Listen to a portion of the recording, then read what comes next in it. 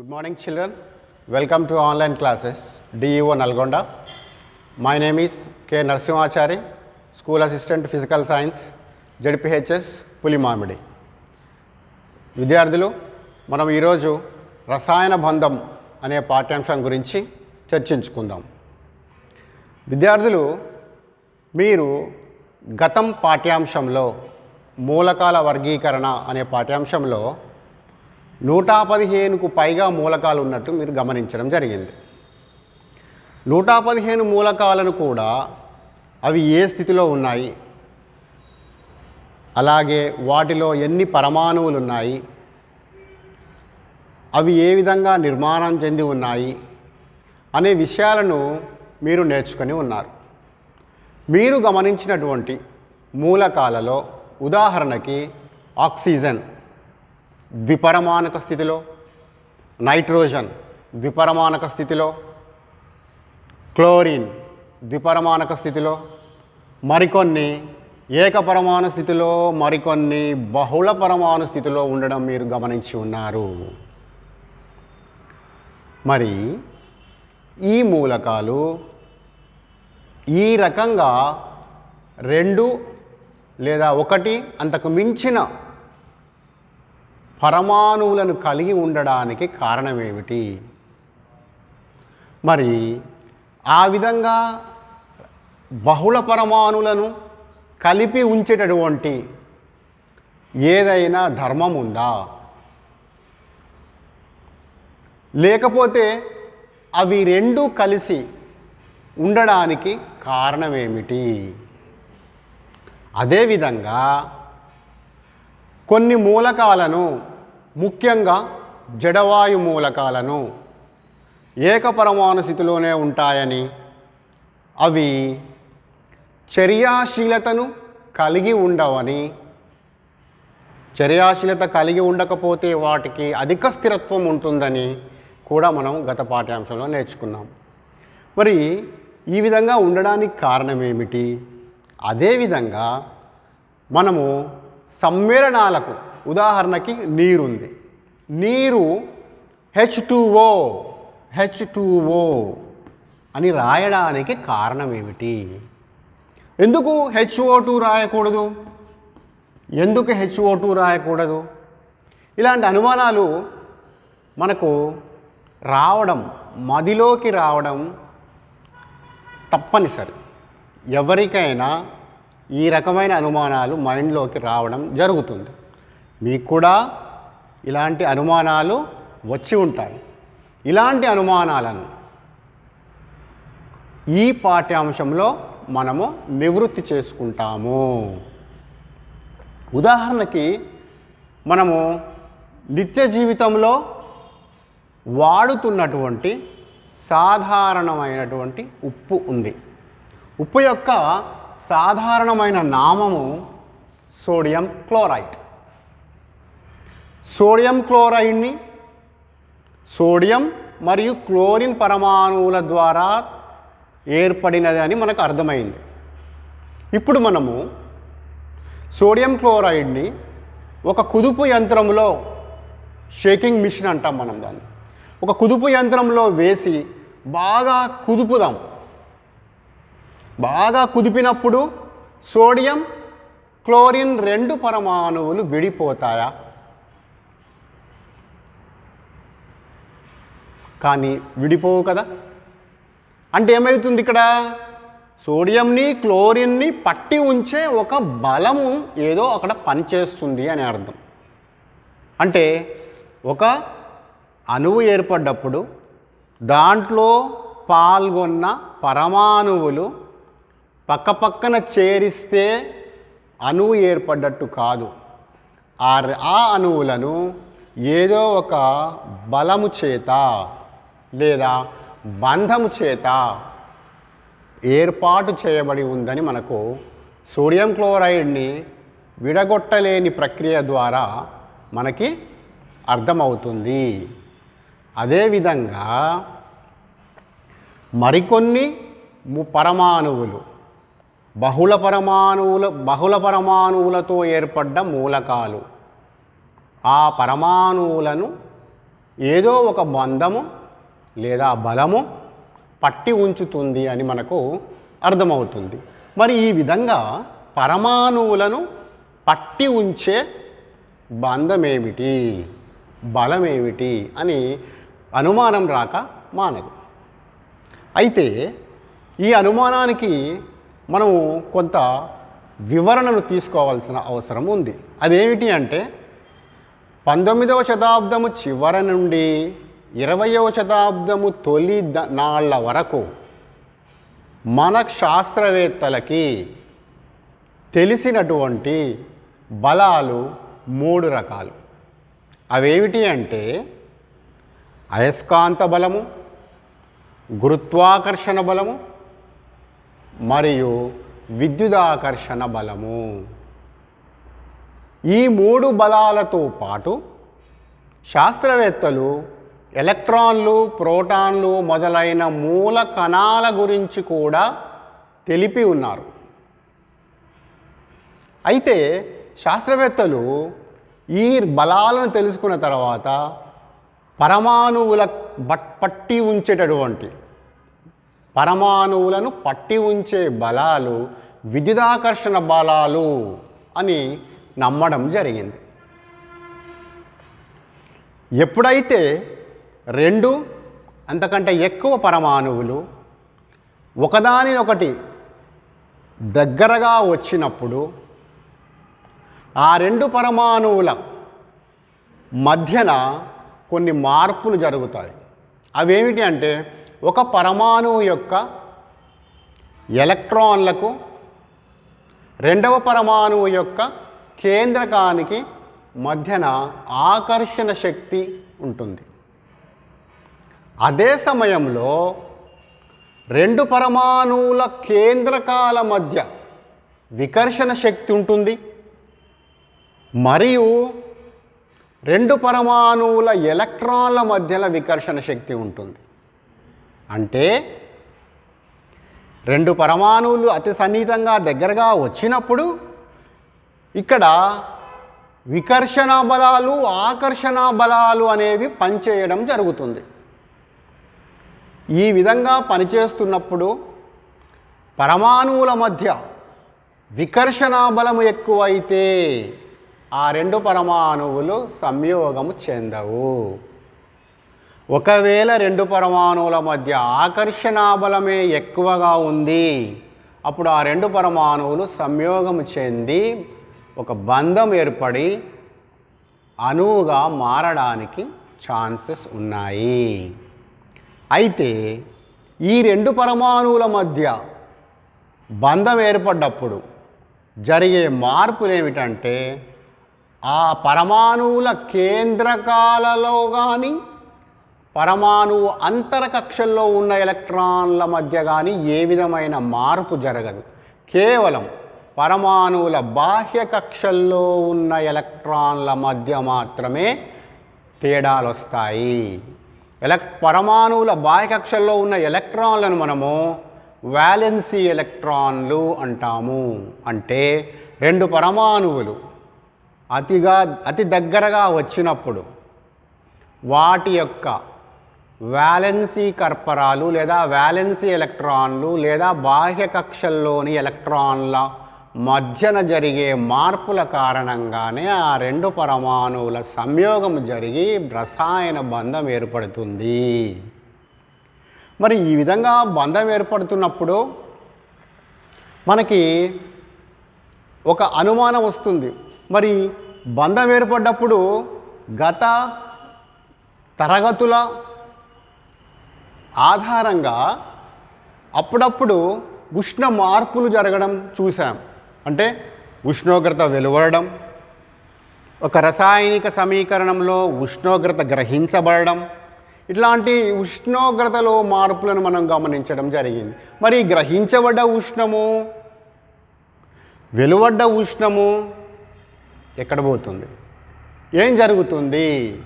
ఇలాంటి అనుమానాలు మళ్ళీ మనకు రావడం జరుగుతుంది. అదేవిధంగా ఈ రసాయన బంధానికి ఉష్ణోగ్రత మార్పులకు మధ్య ఏదైనా సంబంధం ఉందా అని ఒక అనుమానం. అదేవిధంగా మనకి మూలకాల వర్గీకరణ, ఎలక్ట్రాన్ విన్యాసాలను మనము నేర్చుకున్నాం కదా, అవి రసాయన బంధానికి ఏమైనా సహాయం చేస్తాయా అని మనము ఆలోచించవచ్చు. శాస్త్రవేత్తలు ఎలక్ట్రాన్ విన్యాసాలను, మూలకాల వర్గీకరణలను ఆధారంగా తీసుకొని రసాయన బంధాన్ని వివరించడానికి ప్రయత్నం చేశారు. ఈ విధమైన ఏర్పాటు రసాయన బంధ వివరణలో ప్రాముఖ్యతను సంతరించుకుంది. అయితే దీనిని మనం వివరించుకునే ముందు మనము కొన్ని మూలకాలను, ఆ మూలకాల యొక్క బాహ్య కక్షల్లో లేదా అన్ని కక్షలలో ఉన్న ఎలక్ట్రాన్ల యొక్క సంఖ్యను మనం ఒకసారి గమనిద్దాం. ఉదాహరణకి హీలియం తీసుకుందాం. హీలియం యొక్క పరమాణు సంఖ్య 2. దీని బాహ్య కక్షలో 2 ఎలక్ట్రాన్లు ఉన్నట్టే. అదేవిధంగా నియాన్ తీసుకుందాం. నియాన్ తీసుకుంటే దీని పరమాణు సంఖ్య 10. ఈ 10 ఎలక్ట్రాన్లను మనము 2, 8 ఎలక్ట్రాన్లుగా కక్షలలో ఏర్పాటు చేయడం జరుగుతుంది. ఆర్గాన్ తీసుకుందాం. 18గా తీసుకుంటాం మనం. 2, 8, 8. ఈ విధంగా ఈ జడవాయు మూలకాలను ప్రత్యేకించి మనము గమనించినట్లయితే వాటి యొక్క కక్షల్లో ఎలక్ట్రాన్ల అమర్పును మనము పరిశీలిస్తే చివరి కక్షల్లో 8 ఎలక్ట్రాన్లు ఉండడం చూస్తున్నాము. ఒక హీలియం మినహా మిగతా జడవాయు మూలకాలన్నీ కూడా 8 ఎలక్ట్రాన్లను కలిగి ఉండడాన్ని మనము గమనిస్తాము. అంటే జడవాయు మూలకాల యొక్క వ్యాలెన్సీ ఎలక్ట్రాన్ల సంఖ్య 8 అని మనకు అర్థమైపోతుంది. ఈ విధమైనటువంటి అమరికను తెలుపుటకు మన శాస్త్రవేత్తలు చుక్కల నిర్మాణము ద్వారా వ్యక్తము చేయడం జరిగింది. మరి చుక్కల నిర్మాణం అంటే ఎట్లా?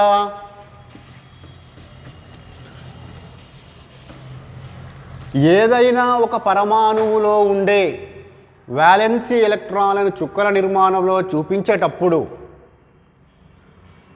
ఆ పరమాణువును లేదా పరమాణువు గుర్తును, దాని అంతర కక్షల్లోని ఎలక్ట్రాన్లను పరమాణు సంకేతముతో మరియు బాహ్య కర్పణములో ఉన్న వ్యాలెన్సీ ఎలక్ట్రాన్లను చుక్కల రూపంలో కానీ ఇంటూ గుర్తుల రూపంలో కానీ బొమ్మల సహాయముతో చూపించడం జరిగింది. ఈ విధమైన ఏర్పాటును లూయిస్ అనే శాస్త్రవేత్త మొదటగా ప్రతిపాదించిన కారణంగా దీనిని లూయిస్ చుక్కల నిర్మాణం అని కూడా అంటాము. అయితే ఈ చుక్కకు కానీ ఇంటూకు కానీ పరమాణు సంఖ్యతో కానీ పరమాణువు యొక్క పరిమాణంతో కానీ ఏ విధమైన సంబంధం లేదు. వీటిని మనము గుర్తుపెట్టుకోవడానికి లేదా సులభంగా అర్థం కావడానికి మాత్రమే ఈ చుక్కలను మనము లేదా ఇంటులను మనము వినియోగిస్తాము. ఉదాహరణకి హీలియం తీసుకుందాం. హీలియం యొక్క పరమాణు సంఖ్య 2. హీలియం యొక్క పరమాణు సంఖ్య 2. ఆ 2 ఎలక్ట్రాన్లు కూడా ఒక కక్షలోనే అమరి ఉంటాయి. కనుక హీలియం యొక్క వ్యాలెన్సీ ఎలక్ట్రాన్ల సంఖ్య మనము 2 అని చెప్పి ఆ రెండింటిని మనము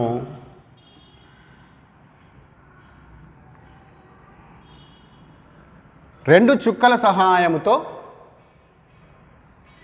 నిర్మాణాన్ని బొమ్మల రూపంలో చూపిస్తాము. అదేవిధంగా నియాన్ అని చెప్పుకున్నాం. నియాన్ యొక్క పరమాణు సంఖ్య 10. అదేవిధంగా దాని బాహ్య కర్పరంలో ఉండే ఎలక్ట్రాన్ల సంఖ్య, ఒకసారి మనము నియాన్ యొక్క ఎలక్ట్రాన్ విన్యాసాన్ని రాస్తే 1s2 2s2 2p6. ఇది ఒక కక్ష, ఇది రెండవ కక్ష. రెండవ కక్షలోని ఉన్న ఎలక్ట్రాన్ల మొత్తము 8. అంటే నియాన్ యొక్క వ్యాలెన్సీ ఎలక్ట్రాన్ల సంఖ్య 8గా మనకు అర్థమైపోయింది. ఈ 8ని మనము రెండు చుక్కలను చొప్పున నియాన్ యొక్క 4 వైపులా చూపిస్తాం. అదేవిధంగా ఆర్గాన్ తీసుకుందాం. ఆర్గాన్ యొక్క పరమాణు సంఖ్య 18. దీని యొక్క ఎలక్ట్రాన్ విన్యాసాన్ని కనుక మనం రాస్తే 1s2 2s2 2p6 3s2 3p 2 4 6 10 12 3p6.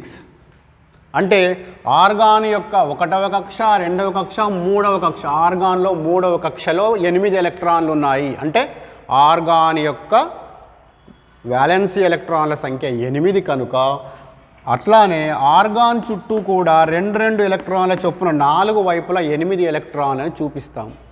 అంటే ఈ విధంగా వ్యాలెన్సీ ఎలక్ట్రాన్లను చుక్కల రూపంలో చూపించడం ద్వారా దాని వ్యాలెన్సీ ఎలక్ట్రాన్లో ఉండే సంఖ్యను సులభంగా అర్థం చేసుకోవడానికి మనకు వీలవుతుంది. ఒక జడవాయు మూలకాలే కాదు, మనకున్న 115 మూలకాలను కూడా లూయిస్ చుక్కల నిర్మాణములో చూపించవచ్చు. ఉదాహరణకి సోడియం తీసుకుందాం. సోడియం యొక్క పరమాణు సంఖ్య 11. అయితే దీని యొక్క వ్యాలెన్సీ ఎలక్ట్రాన్ల సంఖ్య 1. ఆ 1ని మనం చుక్క నిర్మాణంలో చూపించవచ్చు, ఇంటూ సహాయంతో కూడా మనం చూపించవచ్చు. ఒకవేళ మనం ఇంటూ తీసుకున్నట్లయితే సోడియం పక్కన మనం ఇంటూ గుర్తును చూపించాలి. ఈ విధంగా పరమాణువుల యొక్క వ్యాలెన్సీ ఎలక్ట్రాన్లను లూయిస్ చుక్కల నిర్మాణము పద్ధతిలో చూపిస్తాము. ఇప్పుడు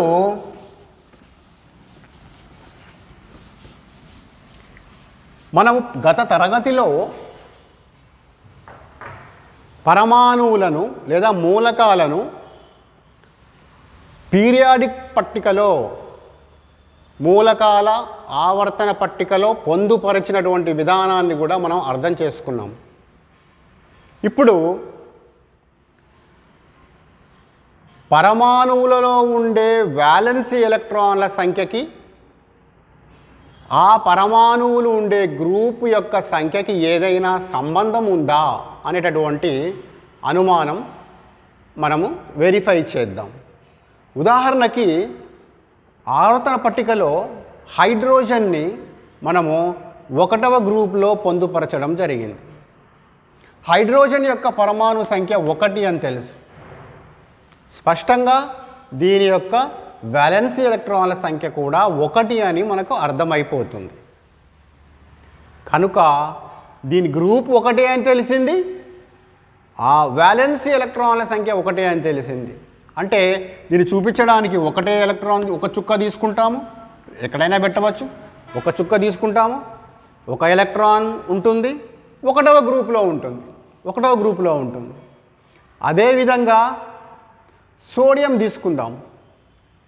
సోడియం అంటే 11. సోడియం 11 అంటే దాని యొక్క వ్యాలెన్సీ ఎలక్ట్రాన్ల సంఖ్య 1 ఉంది. అందుకని దాన్ని కూడా ఒక ఇంటూ ద్వారా వ్యక్తం చేయడం, అది కూడా 1వ గ్రూపులోనే మనం గమనించడం జరిగింది. ఇట్లా మూలకాల యొక్క వ్యాలెన్సీ ఎలక్ట్రాన్ల సంఖ్యకు వాటిని తీసుకున్నటువంటి గ్రూపుల సంఖ్యకి సంబంధాన్ని మనము వ్యక్తము చేయవచ్చు.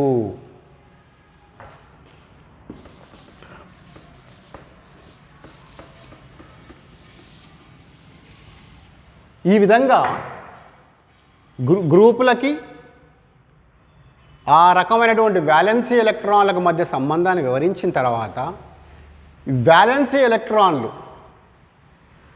చర్యలో పాల్గొనే విధానాన్ని మనము ఇప్పుడు వివరించుకుందాము.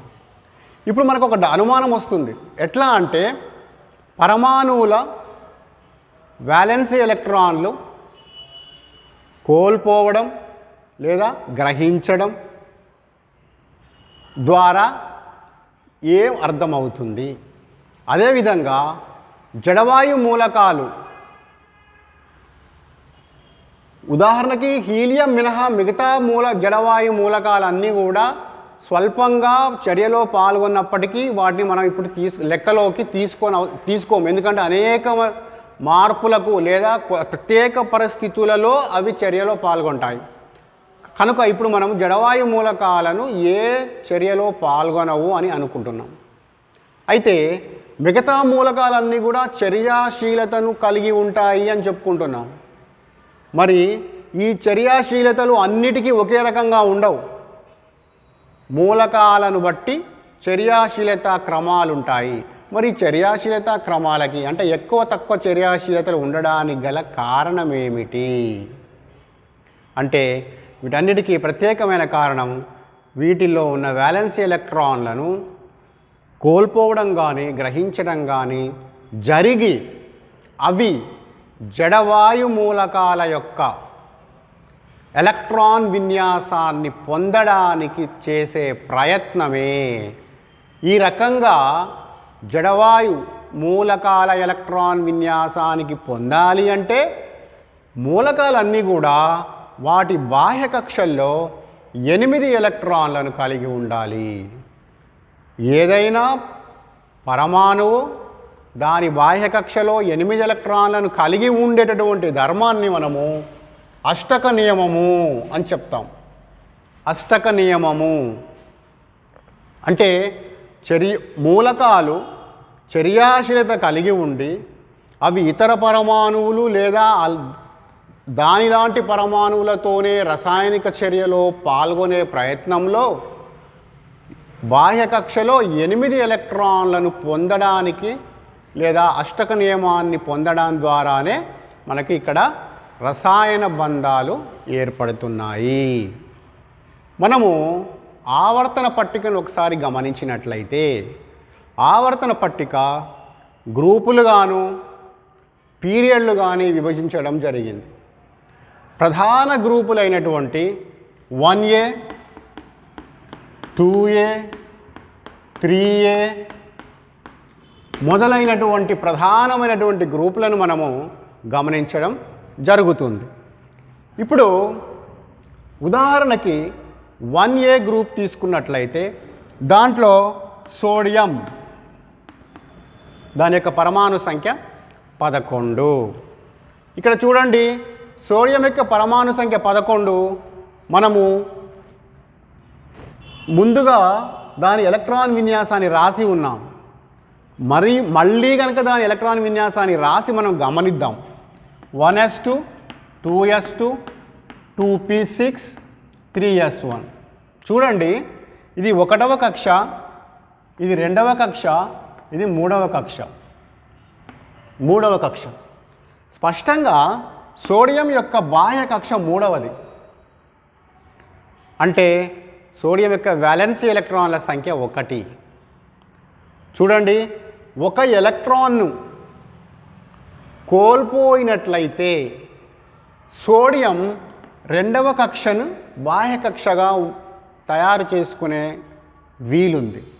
అప్పుడు 2వ కక్షలో 8 ఎలక్ట్రాన్లు ఉన్న కారణంగా సోడియం జడవాయు మూలకం యొక్క ఎలక్ట్రాన్ విన్యాసాన్ని పొందినట్టుగా ఉంటుంది కదా.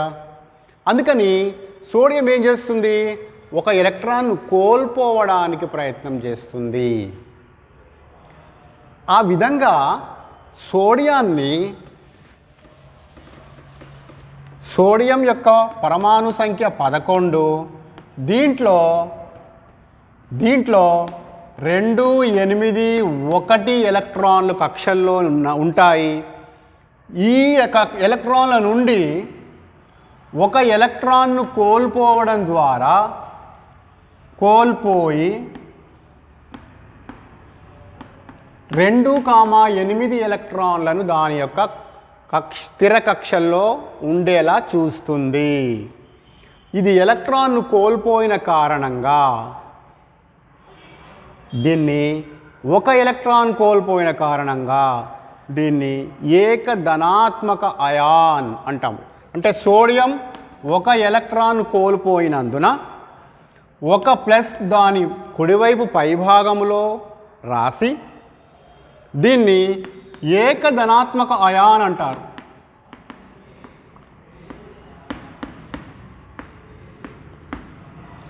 ఏకధనాత్మక అయాన్ అంటారు. అట్లానే మెగ్నీషియం తీసుకుందాం. మెగ్నీషియం ఇది 2A గ్రూప్లో వస్తుంది. 2A గ్రూప్లో వస్తుంది. మెగ్నీషియం యొక్క పరమాణు సంఖ్య 12. మెగ్నీషియం యొక్క పరమాణు సంఖ్య 12. దీని ఎలక్ట్రాన్లను అంటే కక్షల్లో ఉన్న ఎలక్ట్రాన్ల వివరణ ఇస్తే 2 8 2గా ఉంటుంది.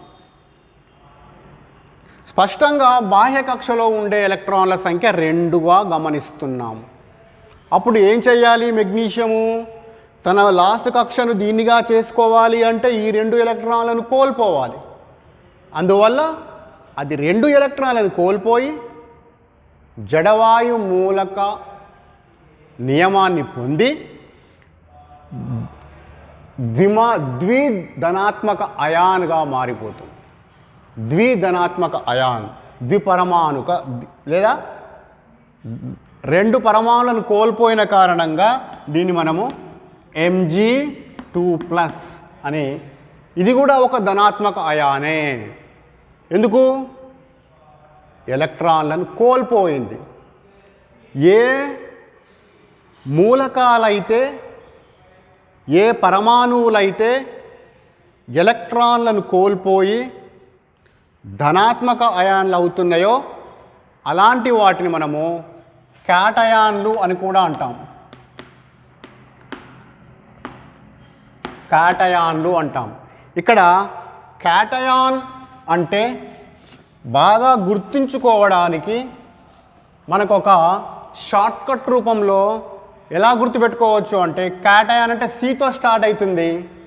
C for cut. C for cut. Here the cutting, ఇందులో కటింగ్ ఏంటిది? Electron cutting. అంటే ఎలక్ట్రాన్ కట్ అయితే సి అంటే క్యాటయాన్. క్యాటయాన్లు అంటే ఎలక్ట్రాన్లను కట్ చేసిన కారణంగా, కట్ చేయడం అంటే పరమాణువులు ఎలక్ట్రాన్లను దానం చేయడం అన్నమాట, ఇతర మూలకాలకు ఇవ్వడము అన్నమాట. ఈ విధంగా క్యాటయాన్లు మనకు ఏర్పడతాయి. క్యాటయాన్లు ఇప్పుడు మనకు ఏర్పడ్డ క్యాటయాన్లు ఎలక్ట్రాన్లను కోల్పోవడం ద్వారా, మరికొన్ని ఎలక్ట్రాన్లను గ్రహించడం ద్వారా బంధాలు ఏర్పడడం జరుగుతుంది. ఫర్ ఎగ్జాంపుల్ 6A గ్రూప్లో ఆక్సిజన్ ఉంటుంది. ఆక్సిజన్ యొక్క పరమాణు సంఖ్య 8. ఆక్సిజన్ యొక్క పరమాణు సంఖ్య 8 ఎలక్ట్రాన్లను మనము స్థిర కక్షలలో అమర్చినట్లయితే 2 6 లేదా 2,6 అందాం. చూడండి, ఇందులో స్పష్టంగా 2 కక్షలు ఉంటాయి మనకు కనిపిస్తుంది. రెండవ కక్షలో 6 ఎలక్ట్రాన్లను మనము చూస్తున్నాము. ఇప్పుడు గత వివరణ ప్రకారం ఎలక్ట్రాన్లను కోల్పోయినా గ్రహించిన అది అష్టక నియమాన్ని పొందవచ్చు. ఇక్కడ ఆక్సిజన్ 6 ఎలక్ట్రాన్లను కోల్పోవడం సులభమా లేదా దానికి 2 ఎలక్ట్రాన్లను గ్రహించడం సులభమా అనేది మనం కొంచెం ఆలోచించాల్సిన విషయం. ఎలక్ట్రాన్లను కోల్పోవడం కంటే 2 ఎలక్ట్రాన్లను గ్రహించడమే సులభమైనటువంటిది. కనుక ఆక్సిజన్ ఏం చేస్తుంది? 2 ఎలక్ట్రాన్లను గ్రహించే ప్రయత్నం చేస్తుంది. అంటే ఆక్సిజన్ 2 ఎలక్ట్రాన్లను గ్రహించడం ద్వారా అది రుణ అయాన్గా మారిపోతుంది. రుణ అయాన్గా మారిపోతుంది. ఇక్కడ ఎలక్ట్రాన్లను గ్రహించడం కారణంగా లేదా ఏవైనా పరమాణువులు ఎలక్ట్రాన్లను గ్రహించి రుణ అయాన్లుగా మారినప్పుడు వాటిని ఆనయాన్లు అంటారు. ఆనయాన్లు. ఆనయాన్ అంటే ఏంటి? ఇక్కడ ఏతో స్టార్ట్ అవుతుంది. ఏ అంటే అడిషన్, ఏ ఫర్ అడిషన్ అంటే ఎలక్ట్రాన్లు యాడ్ అవుతాయి. సులభంగా గుర్తుపెట్టుకోవడానికి ఇది మనం ఏర్పాటు చేసుకున్నటువంటి ఒక పద్ధతి. ఆనయాన్ ఏ యాడ్ అంటే ఎలక్ట్రాన్లు యాడ్ అయితే ఆనయాన్లు, అవి రుణాత్మక అయాన్లు. ఉదాహరణకి ఇంకొకటి ఫ్లోరిన్ తీసుకుందాం.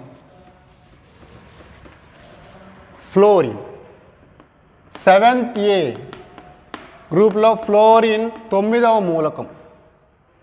దీని ఎలక్ట్రాన్లను మనం అమర్చితే 2, 7. చూడండి, 2, 7 అంటే చివరి కక్షలో 7 ఎలక్ట్రాన్లు ఉన్నాయి. ఇది కూడా ఆక్సిజన్ మాదిరే. అది 7 ఎలక్ట్రాన్లను కోల్పోవడం అంత ఈజీ కాదు. అది కనుక ఒక ఎలక్ట్రాన్ తీసుకోవడానికి అంటే గ్రహించడానికి చేసే ప్రయత్నం. ఒక ఎలక్ట్రాన్ ఇక్కడ గ్రహిస్తే అప్పుడు ఫ్లోరిన్ ఒక ఎలక్ట్రాన్ గ్రహించింది కనుక F- అంటాం. ఇది ఒక రుణాత్మక అయాన్. దీన్ని కూడా ఆనయాన్ అని అంటాం. ఈ విధంగా మనకి మూలకాలు ఎలక్ట్రాన్లను గ్రహించడం ద్వారా కానీ ఎలక్ట్రాన్లను కోల్పోవడం ద్వారా కానీ జడవాయు మూలకాల ఎలక్ట్రాన్ విన్యాసాలను పొందుతూ అవి స్థిరత్వాన్ని పొందడానికి, ప్రత్యేకించి స్థిరత్వాన్ని పొందడానికి చేసే ప్రయత్నంలో భాగమే ఈ రసాయన బంధము ఏర్పాటు కావడము అన్నమాట. అయితే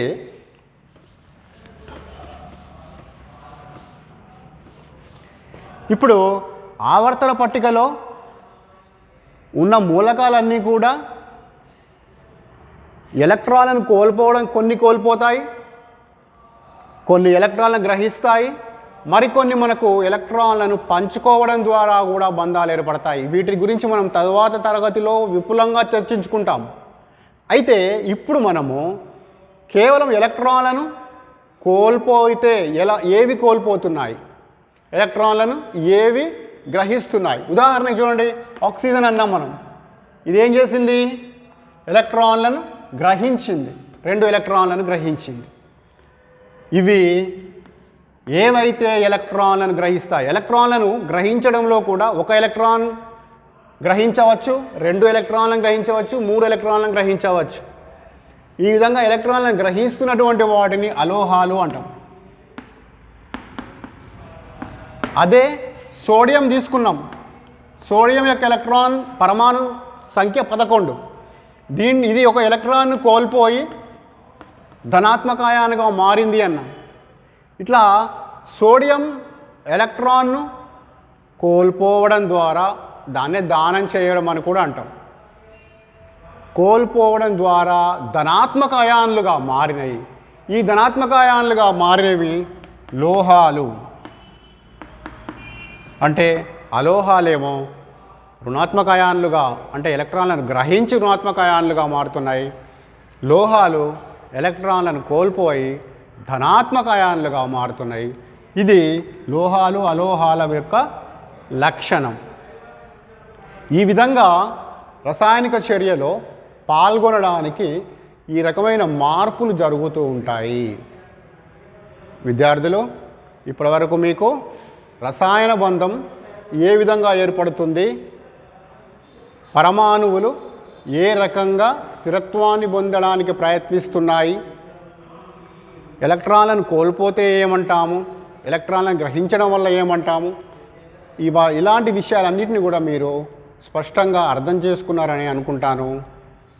మన మిగతా విషయాలను మనము తదుపరి తరగతిలో నేర్చుకుందాము.